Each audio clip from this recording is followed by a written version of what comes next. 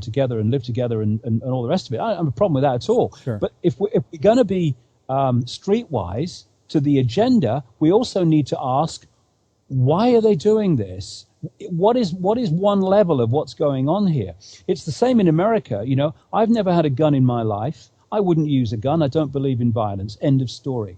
But you then got to, if you're going to be streetwise, you've got to ask the question, despite that, what is the real agenda behind gun laws in America taking guns that are normally quite legally held by people for their own use and all the rest of it in America? It's part of the culture. Why is there such an effort to take that out? Exactly. Oh, it's to protect people. No, it's not.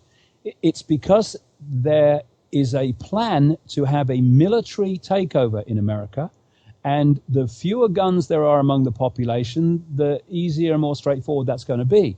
So when we look at why all these different cultures are moving in and melding with other different cultures, people might say, oh, yes, a multicultural society, that's great. Well, yes, it may be, and fine, great. But ask the question, why?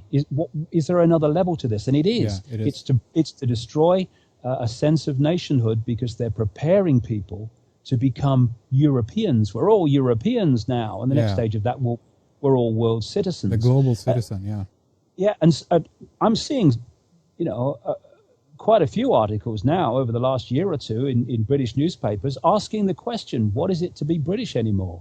Is it a fried breakfast? Is it fish and chips? What is it? Because, and that has been systematically done, just like everything else, to bring about this European state.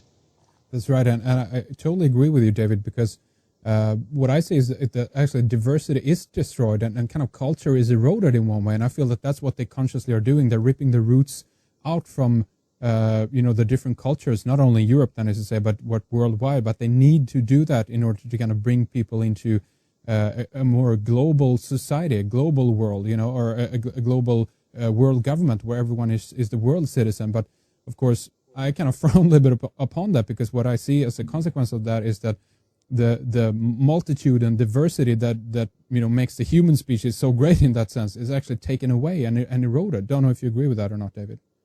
Well, exactly that. I mean, you look, Henrik, at any tyranny, any dictatorship, and what does it want? It wants uniformity. Yeah.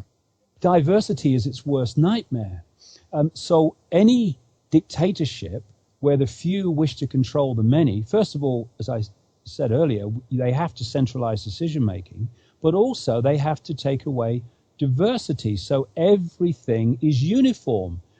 Tyrannies work on uniformity, and freedom, places of freedom, work on encouraging and glorying in diversity and choice.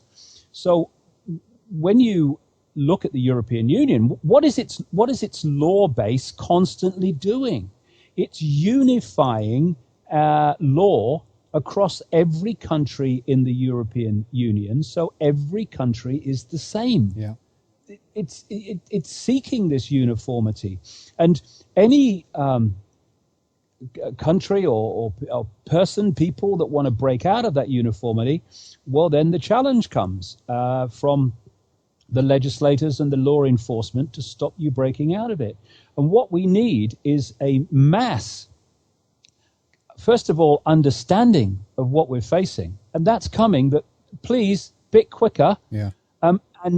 But also then the next stage, which is a mass refusal to cooperate with the system, because the system can only function with the acquiescence of the mass of the people. Because if enough people said no, then they couldn't enforce it upon us. They can enforce it upon us physically through soldiers at the door and all the rest of it, if the numbers are small, but if the numbers are very large, they can't. How can they have a global vaccination program if vast numbers of people say we're not having the vaccine, and by the way, neither's my children? There's not enough people to knock on your door with the vaccine. That's right.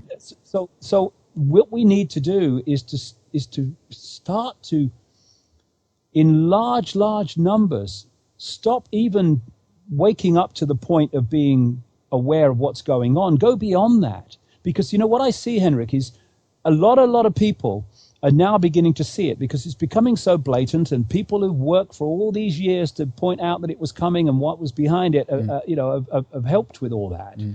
But what I see is large numbers of people who have started to see it, who have gone to the next stage, which is to be observers in awareness of their own enslavement. Oh, look, you see what's happening now. Oh, they're doing this because of that. Oh, I knew this was coming. That's a problem of reaction, isn't it? Oh, that's right.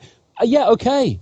So, but how does that benefit us if you move from being in ignorance of what's going on to becoming a spectator to it? It still goes on.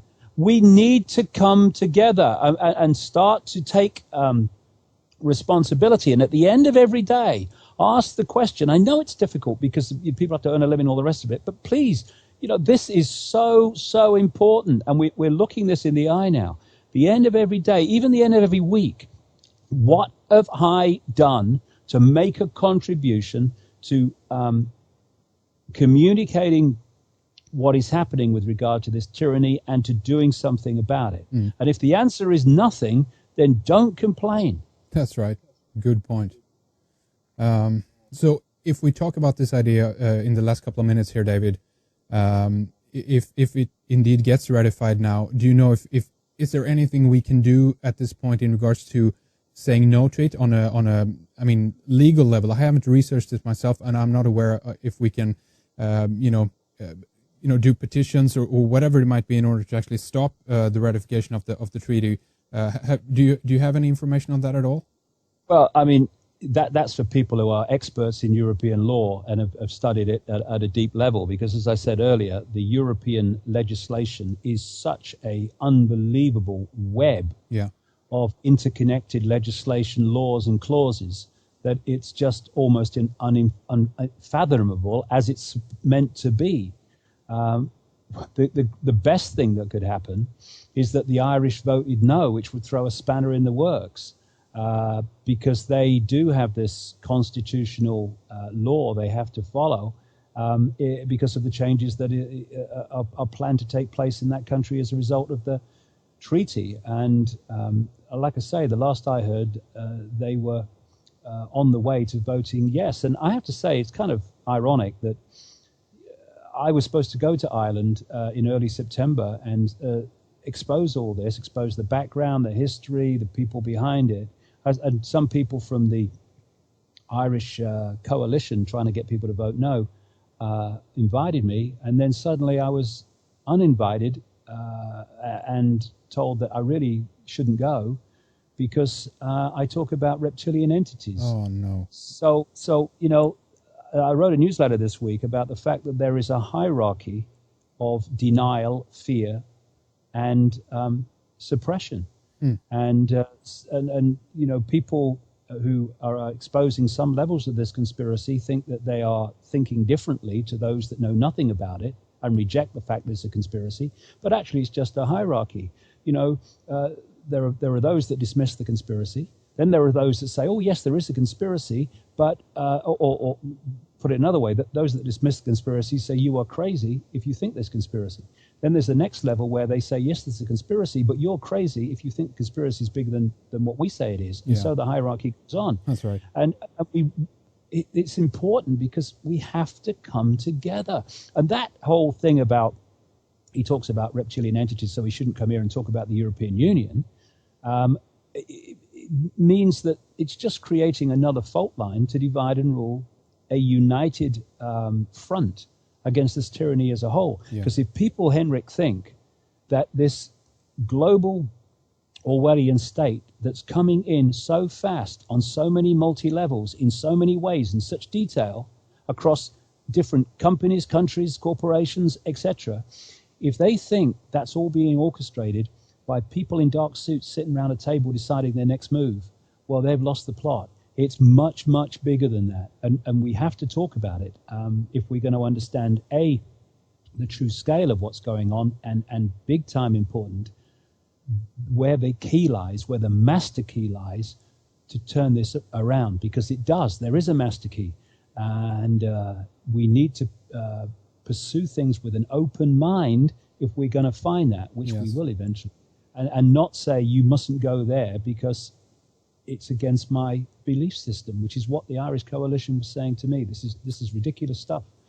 It's just so sad. I mean, that they should take issue by issue, and it doesn't matter what whatever you talk about. You came there to talk about the treaty and the